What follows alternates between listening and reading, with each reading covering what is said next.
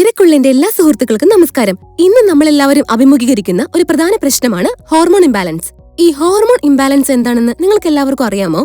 നമ്മുടെ ശരീരത്തിൽ ഹോർമോണിന്റെ ഉൽപാദനത്തിന്റെ അഭാവം മൂലമാണ് ഇത് സംഭവിക്കുന്നത്. ഇതുമൂലം ഉണ്ടാകുന്ന മറ്റ് പ്രശ്നങ്ങളാണ് മൂഡ് സ്വിങ്സ്, ക്രമരഹിതമായ ഹൃദയമിടിപ്പ്, ക്ഷീണം എന്നിവ. അതുമാത്രമല്ല വെയിറ്റ് ലോസ് ഉണ്ടാവുക, ദഹന പ്രശ്നങ്ങൾ, തലവേദന തുടങ്ങിയ നിരവധി പ്രശ്നങ്ങൾക്ക് ഇത് കാരണമാകുന്നു. സ്വാഭാവികമായും ഈ പ്രശ്നത്തെ മറികടക്കുവാൻ ജങ്ക് ഫുഡ് ഒഴിവാക്കി വ്യായാമം ചെയ്തുകൊണ്ട് നമ്മുടെ ജീവിതശൈലി മാറ്റേണ്ടത് വളരെ പ്രധാനമാണ്. ഈ ഹോർമോൺ ഇംബാലൻസ് ഒരു പരിധിവരെ നമുക്ക് തടയുവാൻ സാധിക്കും. ഹോർമോൺ ഇംബാലൻസ് കുറയ്ക്കുവാൻ വേണ്ടി നമ്മുടെ ജീവിതശൈലിയിൽ എന്തൊക്കെ മാറ്റങ്ങളാണ് വരുത്തേണ്ടതെന്ന് നമുക്കിപ്പോ നോക്കാം. പ്രോട്ടീൻ അടങ്ങിയ ഭക്ഷണങ്ങൾ നമ്മുടെ ഭക്ഷണത്തിൽ ഉൾപ്പെടുത്തേണ്ടത് വളരെ പ്രധാനമാണ്. പ്രോട്ടീൻ അടങ്ങിയ ഭക്ഷണങ്ങൾ ഹീമോഗ്ലോബിൻ ഉൽപാദനത്തിൽ ഒരു പ്രധാന പങ്ക് വഹിക്കുന്നു. നമ്മൾ സ്ഥിരമായി ശീലമാക്കേണ്ട പ്രോട്ടീൻ അടങ്ങിയ ഭക്ഷണവർഗ്ഗങ്ങളാണ് ധാന്യങ്ങൾ, പാൽ, മുട്ട, പയറുവർഗ്ഗങ്ങൾ എന്നിവ.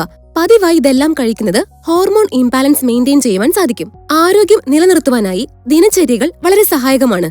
ആരോഗ്യകരമായ ഭാരം മെയിൻറ്റെയിൻ ചെയ്യുന്നതിനും ഹോർമോൺ ഇംബാലൻസ് മെയിൻറ്റെയിൻ ചെയ്യുന്നതിനും നമ്മൾ പതിവായി വ്യായാമം ചെയ്യുന്നത് ഫലപ്രദമാണെന്ന് പഠനങ്ങൾ തെളിയിച്ചിട്ടുണ്ട്. നമുക്ക് പതിവായി വ്യായാമം ചെയ്യുന്ന ശീലമില്ല എങ്കിൽ ആഴ്ചയിൽ 4-5 ദിവസമെങ്കിലും വ്യായാമം ചെയ്യുവാൻ എല്ലാവരും ശ്രദ്ധിക്കണം. ഇതിലൂടെ ശരീരഭാരം നിലനിർത്തുവാൻ സാധിക്കും.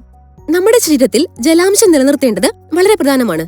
ധാരാളം വെള്ളം കുടിക്കുന്നത് ശരീരത്തിലെ രക്തചംക്രമണം മെച്ചപ്പെടുത്തുന്നു. കൂടാതെ വിഷവസ്തുക്കളെ പുറന്തള്ളുവാനും ഇത് സഹായിക്കുന്നുണ്ട്. അതുമാത്രമല്ല നമ്മുടെ ശരീരത്തിലെ താപനില നിയന്ത്രിക്കുവാനും ഇത് സഹായിക്കുന്നു.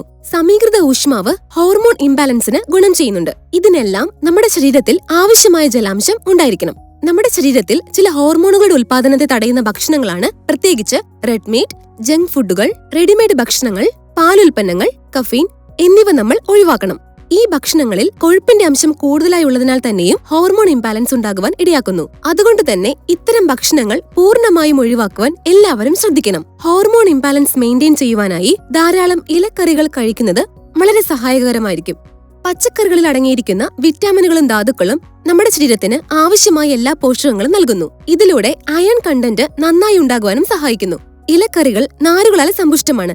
ദഹനത്തിന് ഏറ്റവും മികച്ചതാണിത്. അതിനാൽ തന്നെയും ഇത് സ്ഥിരമായി ഉൾപ്പെടുത്തിയാൽ ദഹന പ്രശ്നങ്ങൾ തടയുവാൻ സാധിക്കും. ഇത് കഴിക്കുന്നത് ശീലമാക്കിയാൽ നമുക്ക് നല്ല ഉന്മേഷവും കിട്ടും. പഞ്ചസാരയും ഉപ്പും പരിമിതമായ അളവിൽ കഴിക്കുന്നതാണ് ശരീരത്തിന് ഏറ്റവും നല്ലത്. എന്നാൽ നിങ്ങൾ ഹോർമോൺ ഇംബാലൻസ് അനുഭവിക്കുന്നവരാണെങ്കിൽ ഇത് കുറച്ചുകൂടി കർശനമായി പാലിക്കേണ്ടതായി വരും. ഹോർമോൺ ഇംബാലൻസ് അവസ്ഥ അധികമായാൽ സമ്മർദ്ദമുണ്ടാകുവാൻ ഇടയുണ്ട്. ഇതുമൂലം ഇത് പ്രധാനമായും കോർട്ടിസോൾ ഹോർമോണിലെ അസന്തുലിതാവസ്ഥയ്ക്ക് കാരണമാകുന്നുണ്ട്.